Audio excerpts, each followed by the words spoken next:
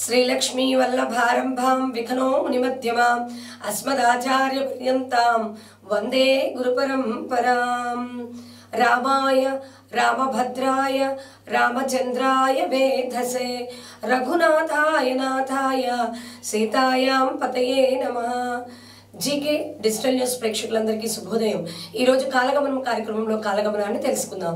శ్రీ శోభకృతనామ సంవత్సరం ఉత్తరాయణం హేమంత ఋతువు పుష్యమాసం శుక్లపక్షం గురువారం తిథి పూర్ణిమ రాత్రి 10:32 వరకు నక్షత్రం పునర్వసు నక్షత్రం ఉదయం 8:08 వరకు దుర్ముహూర్తం ఉదయం 10:21 నుండి 10:06 వరకు మరలా తిరిగి దుర్ముహూర్తం మధ్యాహ్నం 2:49 నుండి 3:34 వరకు।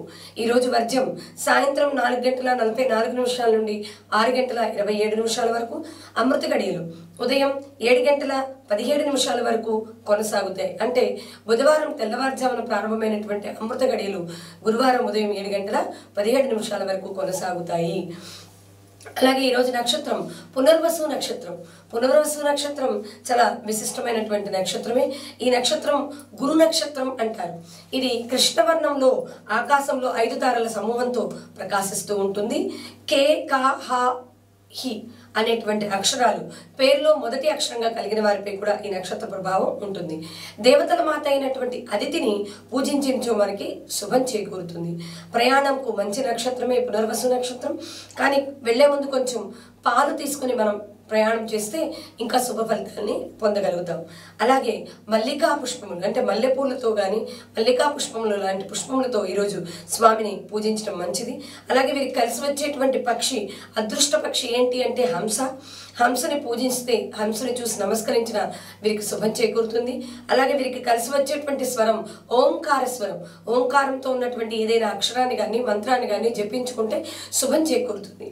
అలాగే వేణు వృక్షం వీరికి కలిసి వస్తుంది అంటే వెదురు చెట్టు। వెదురు చెట్టుని కింద ఎక్కడైనా మంచి ప్రదేశాల్లో నాటినా లేదా వెదురు చెట్టుకి నీరు పోసి నమస్కరించుకున్న వీరికి శుభం చేకూరుతుంది।